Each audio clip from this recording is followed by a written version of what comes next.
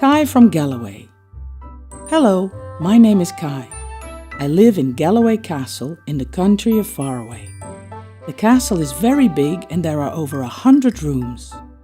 The castle is in the middle of a small island in a big lake. A very narrow bridge connects it to the mainland.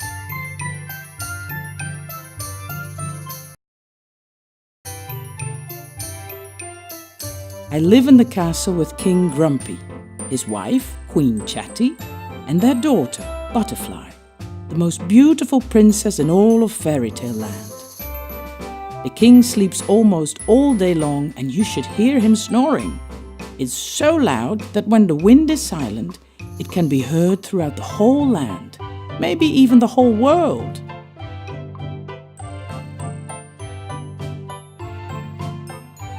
In the country of Faraway, the king wears a beautiful royal robe and underneath it a dress.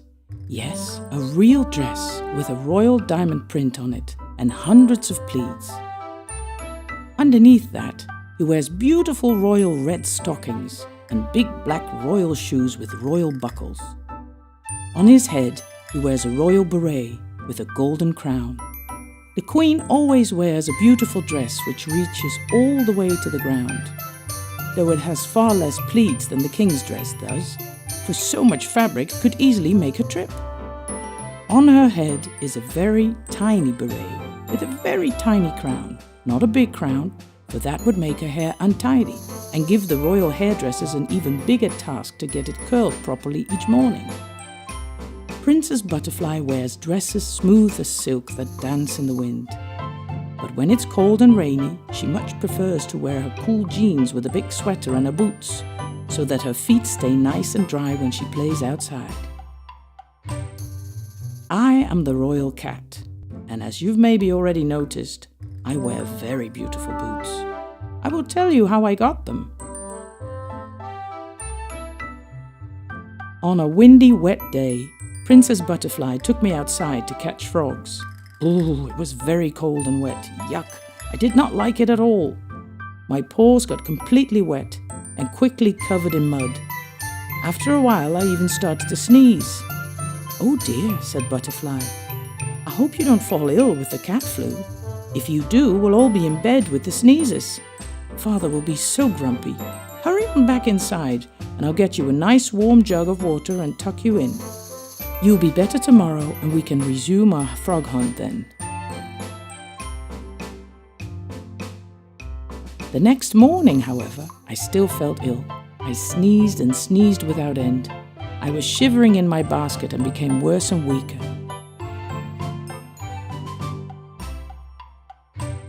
Butterfly went to her father for advice, but he immediately started grumbling. So she turned to her mother.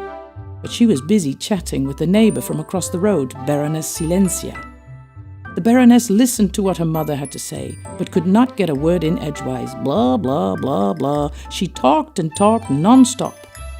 After an hour, Butterfly gave up. There was no one to call the royal doctor herself. She took the telephone and called the doctor, who rushed over immediately. The doctor put his bicycle against the window and came into my room without speaking a word. He closed the door behind him with a loud bang. Boom! Butterfly was left alone in the hallway.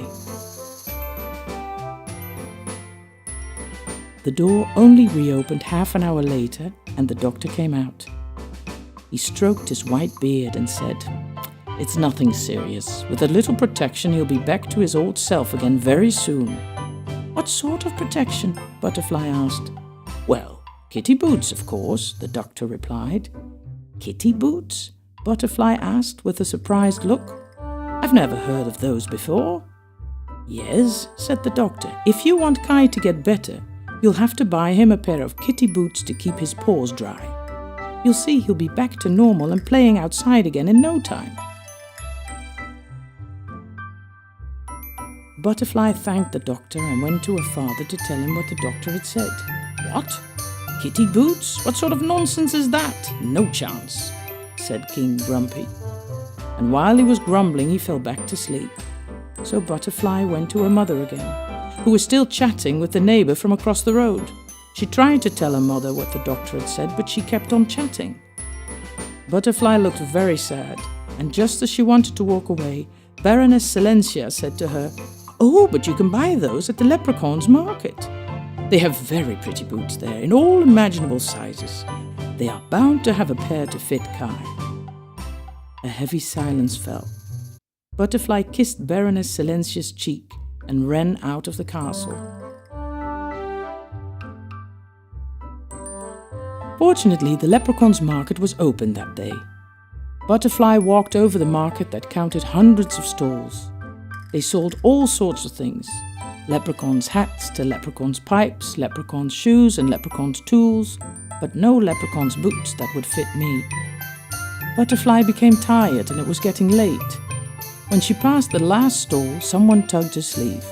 She looked down to see a small leprechaun lady.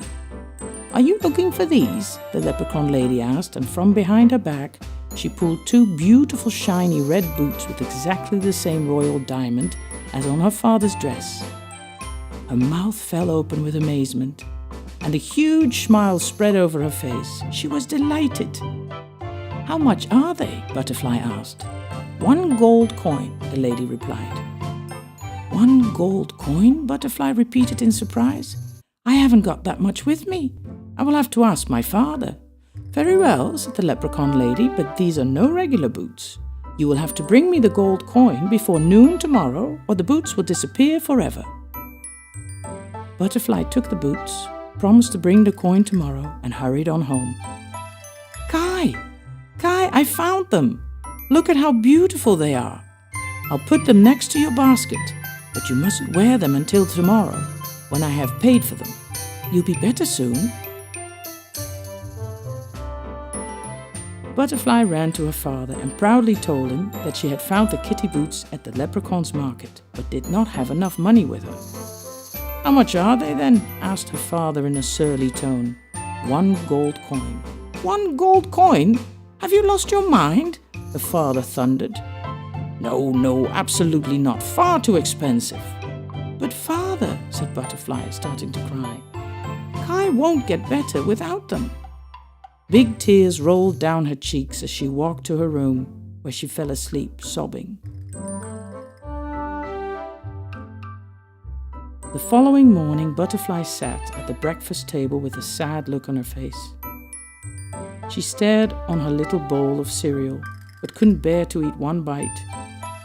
"Father, Kai is getting worse. May I please have a gold coin? I have to bring it before noon. If I don't, disappear. I will never get better." Once more, a big tear rolled down her small cheek. It saddened the king to see her like that. "Well, all right, but I want to see them first," he grumbled. Butterfly ran down the stairs and through the long corridor to my room, grabbed the kitty boots and hurried back to her father. "Oh," said King Grumpy, "but those are very beautiful indeed, royally beautiful even." He carefully looked over the boots and held them next to his dress. He mumbled. "The same royal diamond and so red. I have never seen boots this beautiful. These would look magnificent on me." The king hesitated for a moment longer and then said, "Okay, I will give you the coin, but I want you to find me a pair of boots as well. Surely the royal cat should not be wearing boots that are more beautiful than the king's own." As he grumbled, he took a big bite from his freshly made cheese sandwich. Butterfly grabbed her cloak and ran outside. It was nearly noon already, so she had to hurry to find the leprechaun lady. Just before noon, she saw the leprechaun lady standing on the abandoned market grounds. Butterfly ran to her and quickly gave her the gold coin. "You know, my father really liked these boots," Butterfly told her. "He liked them so much that he asked me to find a pair for him as well." The leprechaun lady just smiled up at her, put the coin away, and when the clock struck noon, she disappeared.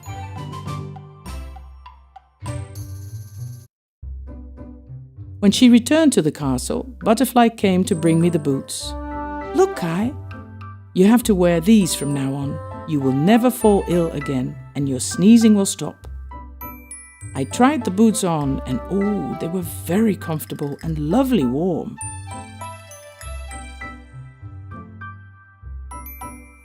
The following morning, I was already feeling much better.